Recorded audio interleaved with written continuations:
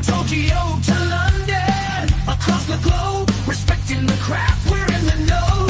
No gimmicks or fakes, just pure passion and skill. The best talents from every wrestling hill. We dive deep into the stories behind the ring. Respecting the craft, making the fans sing. Respect the craft, making the fans sing. Respect the craft, respect the fight. We bring the best, we can't hide.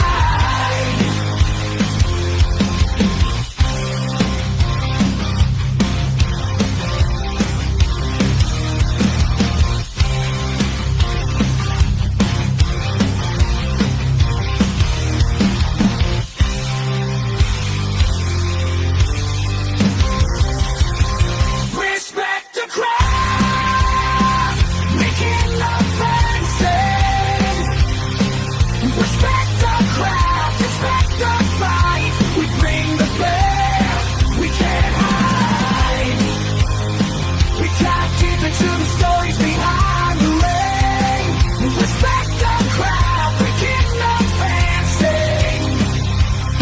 Respect the craft, respect the fight. We bring the best.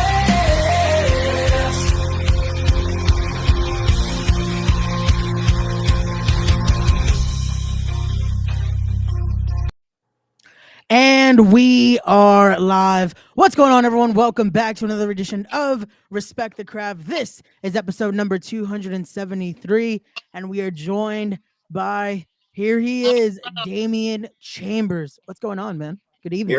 Here I am, exactly. And if you ever keep me on hold that long again, Ray, I swear to God, if I ever see you in person, let's just get started with that. My apologies again. I should shorten the intro just a little bit, I guess. My sincerest apologies. Just get to it, man. I thought it was a good song, man. It's done by Stefan Criggs. Okay, I'll tell you what. It was a very professional entrance, but it was too long. I can't believe keeping me on this long. Let's get come on. Let's get to it. Let's get to it again. I don't want to waste any more of your time here. The question I ask everyone that comes on, you heard the name of the podcast. It's called Respect the Craft. So for you, when you hear that term, the craft, what does that mean to you? You know, myself as a professional wrestler, respecting the craft would be not to look too far into it. There's no reason to dig into what we're doing. In today's world, we have Twitter and everything, and everybody gets a little bit of the behind the scenes stuff. Do you ever see me do anything behind the scenes? No. I like that old school feel, man. I like that. Be surprised. Respect it. Respect professional wrestling, for God's sakes. Let us entertain you. Let us do our job. How about we start with that? There's a good RTC for you. Got you. That works. That works. So now, with that being said, here, what was that reason for you to join this craft here? What was it that made you decide you want to step through those ropes?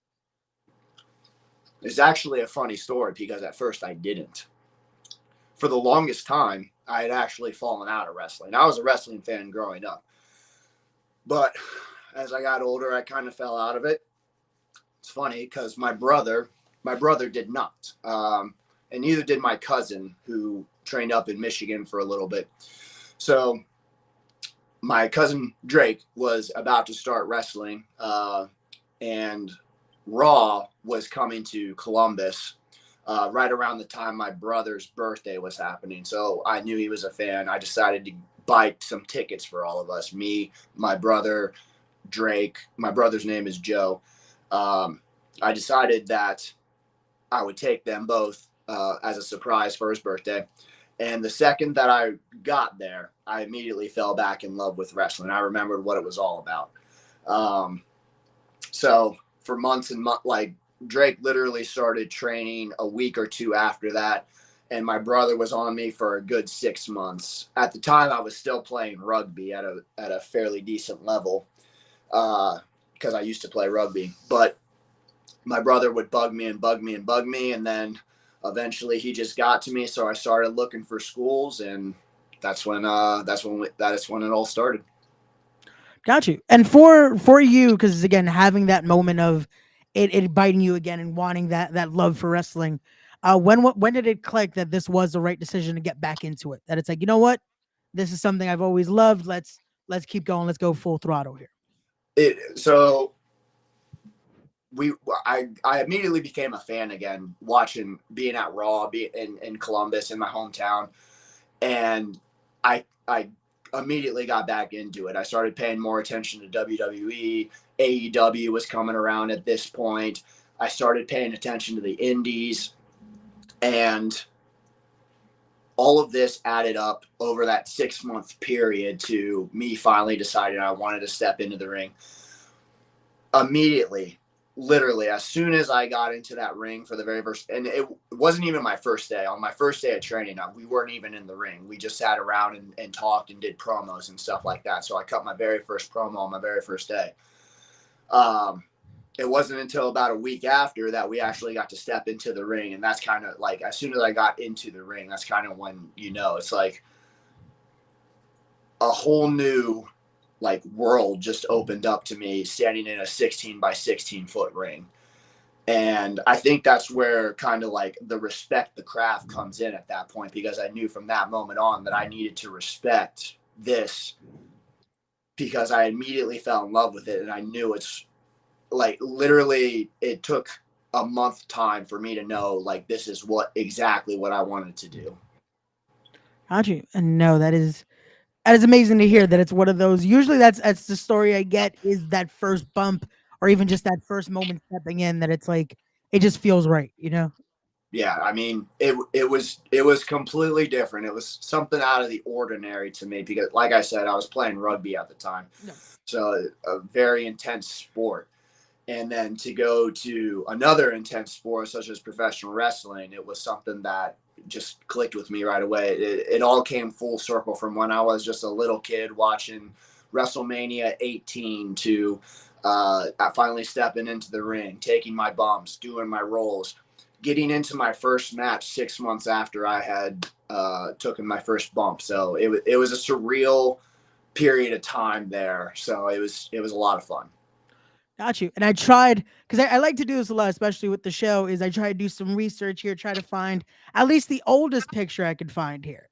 And we found this. Oh, So I boy. wanted to see as old as we could. And I don't think I went as deep as I could, but can you tell us a little bit about this picture right here? So that's at that's a far one back. I can't believe you found that picture. That was back in Rockstar. So Dayton used to have a promotion called Rockstar Pro. Okay. Which is where I was trained originally. And we were having I forget what they called the show, but it was a wild night.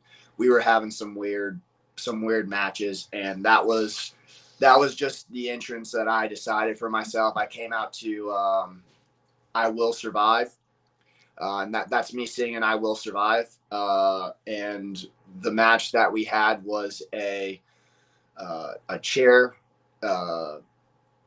It was a stripper dance match, basically, is what it was. So whoever got somebody in the seat knocked them out for a good period of time, and then was able to grind up on them. That was how the match went down. So that was that. Got you. That is that picture definitely came with a better story than I thought it would. to hear that. But no, that is awesome. But seeing that picture there, but just see it, and then seeing the growth that you've gone through, the evolution you've gone through in the business so far, to see the Damian Chambers we see now, how has that been for you? Just that transition, just that evolution so far in the business.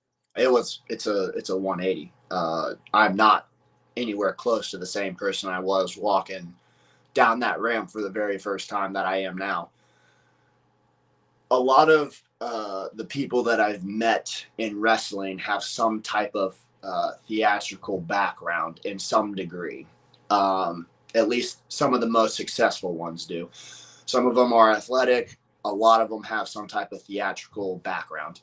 I did not. Mine was completely, it was athletics. I've always been an athlete. I went from soccer to baseball to football to amateur wrestling played a little bit of basketball, ended up in rugby. So it was always sports for me, bodybuilding, powerlifting, things like that. So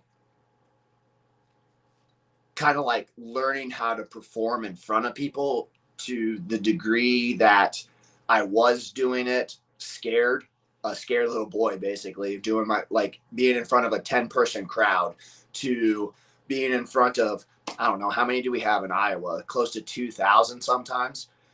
It's another world. If you would have asked me if I was doing this 5 years ago when I first started and you were telling me I was performing in front of 2,000 people and I had to go out there and say something, I probably would have been shy. Like I would have hidden the back probably, but it's a different world these days.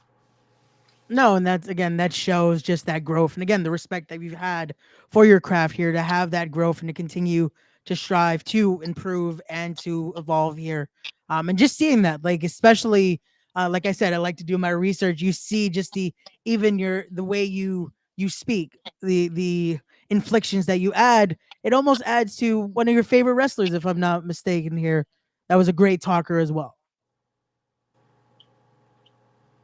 I think you were waiting for me to say who it was, correct? I was waiting for you to say who it was. Let's see. Let's see again. If I research correctly, is it a certain he likes to have the learning tree now. A certain Y2J. Chris Jericho is definitely my top Mount Rushmore when it comes to professional wrestlers. What he has been able to accomplish over his career is absolutely phenomenal. Not only is he an amazing talker, an amazing entertainer, but he's an amazing wrestler. He's technical. He can do whatever you need him to. It's always been, when I thought of a professional wrestler growing up, I mean, when he debuted on Raw, one of the most epic moments in WWE history. So he's one of the greatest of all time, and that's for sure. Like it's very hard to argue him not being in the top 4 to me. No, I cannot disagree with you there. Again, he's just what he continues to do, even at this stage of the game, how he's continued to just reinvent himself and just continue to again improve the character and then make a whole different character each time. Like I said, now doing the learning tree from the Painmaker, from Y2J, just every time it's a different Jericho, and it just improves, and he ages like fine wine with it. So he really does, and to this day, he would be somebody that I honestly feel AEW is probably pretty blessed to have, if to have that knowledge as somebody who can just come in there and actually be a part of that system and teach those guys. Because let's be honest, when you watch him on TV, he's teaching everybody. Like it's very cool to see that somebody can be that level headed. I did have the opportunity to meet him once, and it was one of the coolest experiences I've had in professional wrestling. So I'll always appreciate that. I was gonna ask, have you had, with the opportunities you've had, have you been able to meet Jericho and just even in that moment just to be able to pick his brain for a bit? Yeah, it wasn't a too long of a Yep. of a talk. It was so I was doing extra work at AEW, and we met one time. We had a little bit of a conversation. He was actually very personable. He was asking me questions, and we got to talking for a little bit, and it was actually a really cool experience. Oh, that's awesome. At least again to have something like that, especially like you said, one of your top 4 Mount Rushmore right there. So that's awesome Yeah, for to sure. have that experience. But as we continue here, there are some matches I want to discuss before we get into a very touchy subject. So before we get into that subject, I want to talk about this right here, as it's coming up this weekend, actually, That as it's is. going to be the Stack the Deck match here, where the winner receives a title shot that can be cashed in within 1 year's time. Competitors being Matt Diesel, Myron Reed, Sam Beal, GPA, and then yourself in this one. Talk us through this one and some competitors in there that I know you definitely have your history with. Yeah, I assume you're talking about Myron. Yeah, definitely so. Definitely so. Cuttered me off of the ring one time. Look, I'm still waiting to get my hands on Myron for that, and I'll continue to wait to get my hands on Myron because I promise you it's coming. As far as the other competitors, Matt Diesel is an idiot.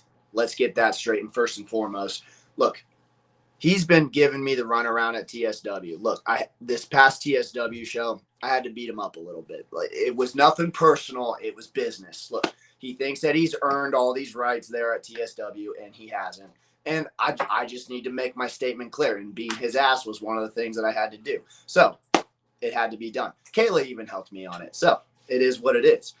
Now, as far as Sam Beal goes, he can get it too. Me and Sam have a little bit of a history. We came up together for a little bit, but he could get it too. And then GPA, look, man, I know you got talent and everything, but you're from Chicago. Stay in Chicago.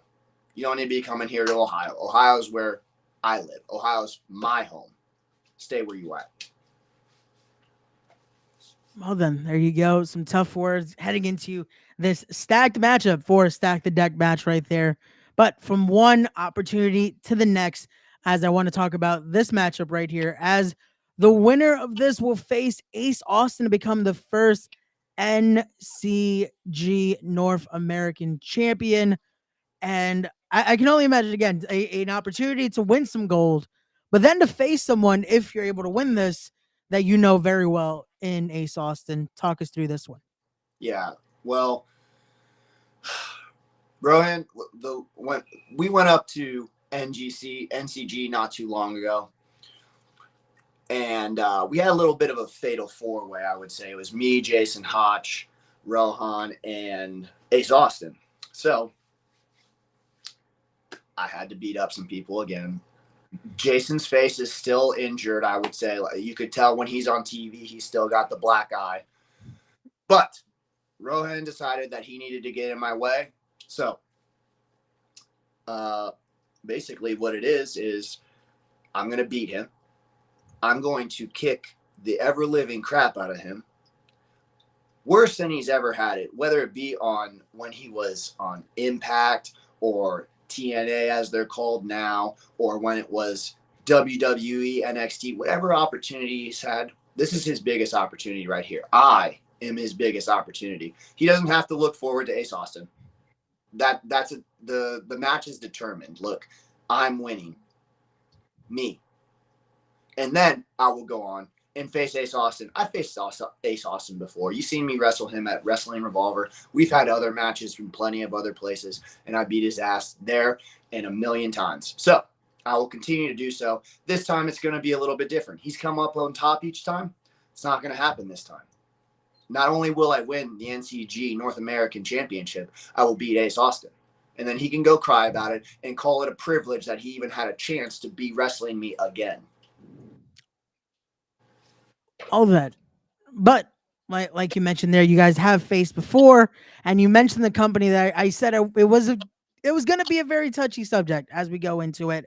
So I want to talk about that. A main reason we are here as well is so you can air your grievances, unfortunately, with the Wrestling Revolver and what's just been going on there from past events to even this last one where you unfortunately weren't even on the card for Cage of Horrors, where you got yourself involved in a much anticipated match between Danhausen and Paul Walter Hauser, making it a three-way dance, if you will. All right, let's call it what it was. It was a 2-on-1 when I made the match official, okay? Yeah. Look at all the power that I have. I can just insert myself into whatever match I want to. Of course, it was a highly regarded match. People want to see that match. People, for whatever reason, like Danhausen and like Paul. Whatever.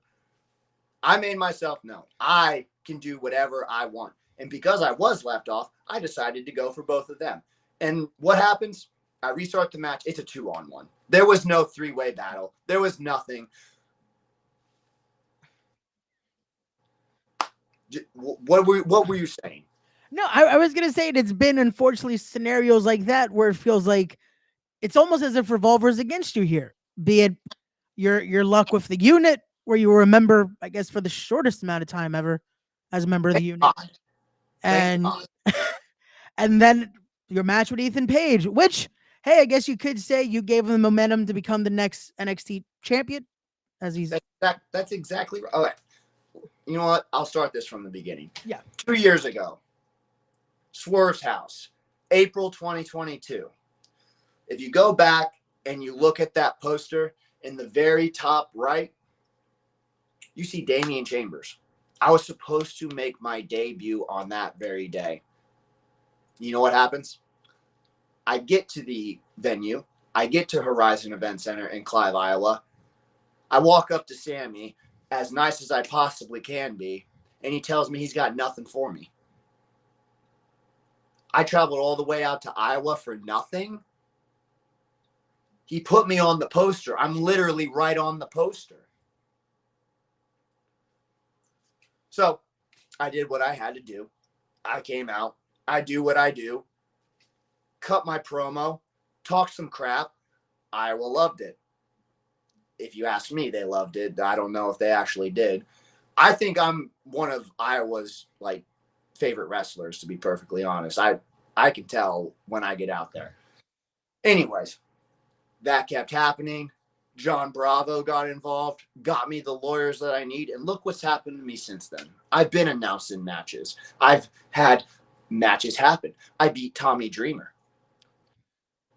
I wrestled Ethan Page, who's now the WWE NXT World Heavyweight Champion. I almost beat WWE NXT World Champion. I was this close. And then he had to turn it around. He had to kick my girlfriend, Kayla, off of the ring. He had to punch Johnny Bravo.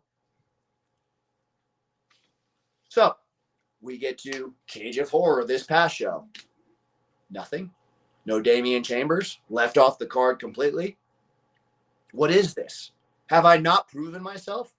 Do I not come out here and time after time after time wrestle some of the best in the business today? We want to talk about Ace Austin. We want to talk about Alex Shelley, Myron. You want to talk? There's three right there. When three wrestlers come to mind, there's three right there. And now all of a sudden you want to leave me off of Cage of Horror? I haven't done enough for you? Why would I not be mad? Why would I not be mad? Tell me, please. I'm asking you. No, right? I can't. I wish I had the answer here. I wish I had the answer of what caused this. Why you wouldn't be on a card like this, especially how stacked Cage of Horrors was, and your resume says it. The amount of opponents you faced, the amount of moments you've been a part of. We have Phil Stamper here saying almost. He just had to rub the salt on the wounds here. Shut up, you broke knee bitch. Get out of here. Ah, poor Uncle Phil. Poor Uncle Phil. But it is, even again, you've had moments with former AEW world champions. John Moxley even got involved in a moment with you. I am not done with John. I want to make that very clear right now. I've made it very clear on Twitter. Anytime I get the opportunity, I am not done with John Moxley. All right. He, time after time, jumps me from behind. Or Sammy jumped me from behind, threw me in, and let John whatever. John even tricked me once and said my shoe was untied. I wear kick pads. There's no way that my shoe was untied. I'm not done with John Moxley, but continue. No, but again, it's moments like that. I can understand your frustrations here. I'm going to try to be the neutral party and understand the frustrations. But again, I am not Revolver management. I don't know why their decisions are the way they are. But it's weird because I can imagine you've had a lot of influence as well from Sami Callihan throughout the years. So it's weird to see him not want to give you some more opportunities here. Again, as a great performer that you are, to face some of the best at Revolver. So I don't get what's happening here. You know, your guess is truly as good as mine. I bring value. I have all the value in the world. Time after time, I brought myself out there. I've stood against some of the best in the world. Ethan Page, John Moxley, Sami Callihan himself. You said it. I'm one of the shortest time period members of the unit. Speaking of Phil, hey, Phil, you still owe me money for that. Yeah, That's right. You still haven't paid me. Exactly. Time after time, I've proven myself. And you know what? It's time for a little bit more. It's time for more. It's time to really put me into those things that I really feel like I can take myself to the next level with. So yeah, you're right. You're right. I don't know where Sammy's head. I don't know where Phil's head is at. Phil, maybe you can fill us in on this. I don't know. Well then, Phil, because again, we do have not one but two Pro Wrestling Revolver events coming up, as it will be both on Saturday, August 24th, with Fight Club earlier in the day, and then ending the night with Taste of Truth.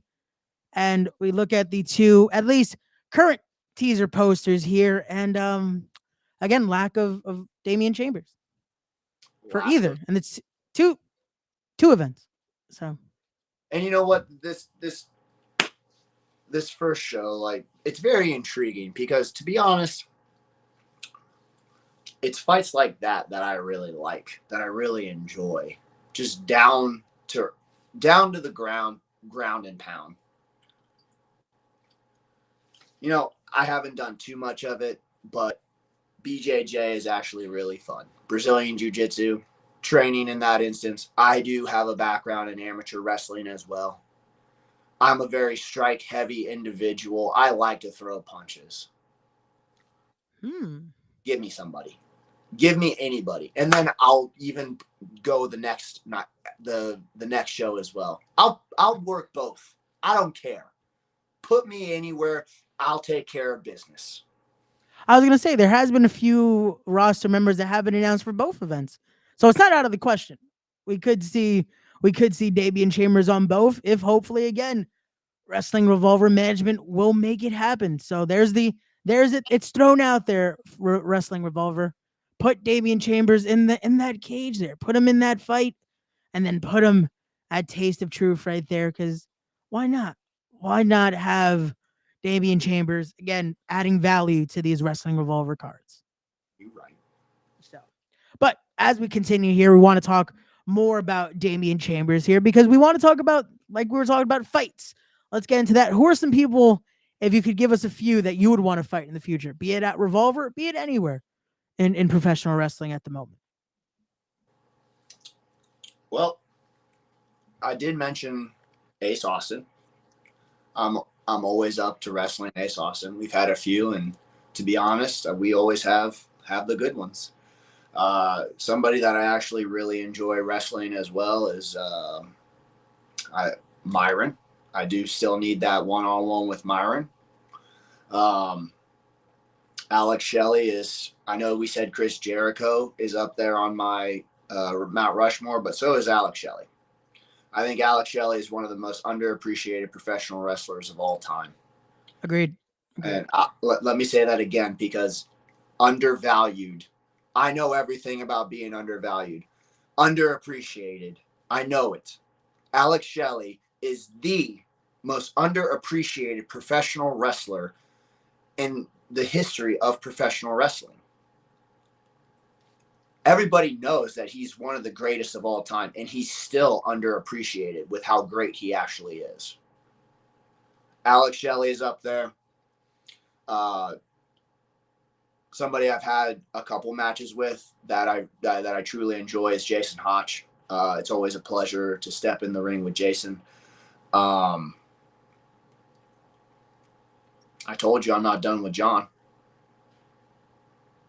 We ain't even close, John. I hope he hears this.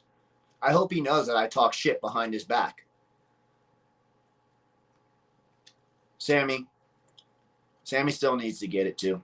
We've had a couple, but Sammy still needs to get it in front of a Revolver crowd. Another one, I think that it would be honestly a lot of fun if Speedball and I ever locked up. I think he's got a very different style that I am not used to. So being able to be in the ring and kind of see what I've got going up against your more mixed martial arts background. Like I said, I enjoy that stuff. Brazilian jiu-jitsu is very fun. Wrestling is very fun. So that's somebody. And then finally, like another person who's somebody I would very much enjoy wrestling is Jonathan Gresham. Uh, when it comes to technical wrestling, he's literally one of the greatest of all time, in my opinion, as well. And this is between John and Alex Shelley, those two, the two most amazing technical wrestlers of all time. One of my favorite matches of all time is an old Ring of Honor match. I think it's back from January 2020. Him and Alex Shelley, John and Alex Shelley it's just a regular ROH. They had just come off of a pay-per-view and they were having their blow-off match on a Ring of Honor. And it's easily one of my favorite matches of all time to just sit there and watch and pay attention to what they're doing, how they're fighting each other, and how they intertwine wrestling and going into their strikes, and how the finish actually comes out is just absolutely incredible to me. So being able to learn I had a seminar with John a couple years ago, and it was one of the most enlightening things in professional wrestling that I've ever had, actually. So I've always wanted to do another seminar with him, but to actually be in the ring and wrestle him, that would be one of the coolest things of all time. Oh, that is awesome to hear. And again, I can completely agree with just how even when I had him on, when I had Alex Shelley on here, I had to give him his flowers because I feel like that's something that the business hasn't seen, how much he's influenced so many, him and Chris Sabin, and even Jonathan Gresham. Again, the style that they bring to the business and what they've influenced in so many of this next crop of talent is just they deserve so much more than what they've been given so far. You know. Yeah, for sure. Going back to the Ring of Honor stuff, Alex Shelley, when he was young, that was the old Ring of Honor when they first got started. That's the stuff that I still watch and study today. If there's a time period of professional wrestling that I try to bring into the ring, it's early Ring of Honor. It's Bryan Danielson. It's Alex Shelley. It's Nigel McGuinness. I love Nigel McGuinness. I think the world of Nigel McGuinness as well. Obviously, one of the greatest technical wrestlers of all time as well, in my opinion. So it's that type of style, and yeah, between Shelley and Sabin, they've developed a whole new crop of wrestlers that are still watching their old stuff, still tuning into what they do today, seeing what they're doing, because he's that good. They're that good. Him and Sabin are that good. Oh, definitely agreed. And again, to that era of Ring of Honor, it's something that I still, as well, I watch to this day. If it's no secret, you could see what's inspired the new logo and new look at layout here for the podcast. So Ring of Honor has definitely played a big part in just my love for professional wrestling. But with that being said, with mentioning Jericho, mentioning Shelley, I have to ask, who else is on that Mount Rushmore for you then? Because those are two greats right there to just have on people that you've looked up to. Who else is there for you? It's so it's very difficult for me to just decide on four. Oh no, what? Imaginary. There's multiple heads now. There's more than four here. We'll give you the cheat here. All right, so Chris Jericho is definitely up there. Bryan Danielson, Alex Shelley, Ric Flair, Triple H, Shawn Michaels.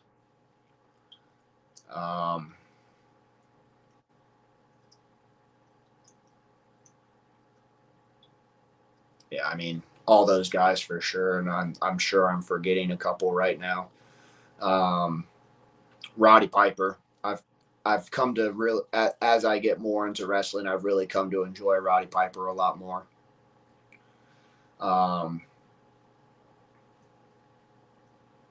Yeah, man. Got you. No, and that is a great list right there. That alone, though, you just see a very mixed style of competitors and just great, true, all-rounded competitors. You know, from speaking in the ring, from their technical ability, from their just psychological side of professional wrestling. Uh, Great names right there. So I can't believe I almost forgot him, but Seth Rollins is up there too. Like I think the world with Seth Rollins. I don't know if I don't know why everybody thinks I am trying to imitate him or anything, but Seth Rollins is one of the greatest. It probably is the greatest wrestler today, to be perfectly honest. I could see it a little bit. I could see it a little bit with the recent gear. I could just a little bit. Just That's what everybody says, and I don't. I didn't even look at his gear when I was designing my gear, so let's get that out of the way. well, I think that's gonna be the thing. That's gonna be the one. And also, again, maybe a little bit the hair because you have the streaks. It's My hair gonna is be short. that. I even cut my hair, but even when it was long, it only came down to here. He's got those long flows. Yeah. Look, I'll give him. Look, his hair is amazing. Don't get me wrong, but look, either way, Seth Rollins is definitely up there on somebody who I consider as one of the greatest wrestlers of all time. Definitely one of the greatest wrestlers today, for sure. Got you. No, that's perfect right there. Let's see. That is my co-host on the other podcast that I do on the Knucklehead Network. He is bald. This is why he's getting offended by the hair conversation here. So he's a little jealous. He does As, have good hair. Come on, Tell. You got to give him that. He has great hair there. So as you should be jealous. That's all I'm gonna say. If you're bald, you should be jealous of me. I mean, everybody should be jealous of me. I'm the best looking dude in professional wrestling. I have the greatest hair. I have the hottest woman in professional wrestling. You're gonna be jealous of me. I'm sorry. there you go. Again, it's I can't disagree. I can't disagree here. He's hair challenged. I guess that's the way to say it. We're gonna move on here. Again, we want to talk all things Damian Chambers here. I have to ask you. This one's gonna be a little bit of a difficult one here. A match that you would say that defines your career so far.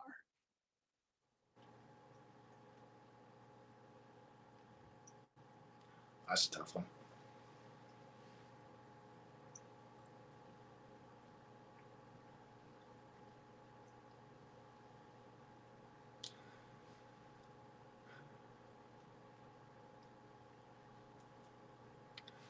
I I want to say one of the most recent ones that come to mind. I've had probably 500 matches in professional wrestling in 5 years. Um,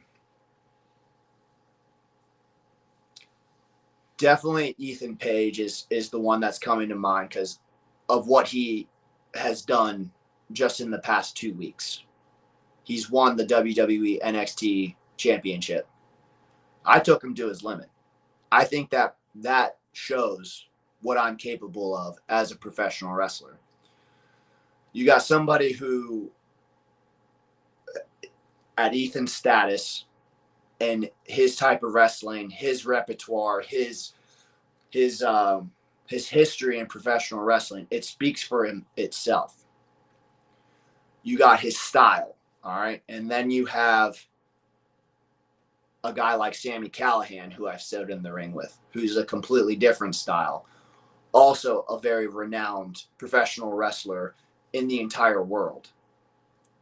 You got guys like, I've stood in the ring with Shelley in a scramble, with Ace Austin in a scramble, with Myron in a scramble.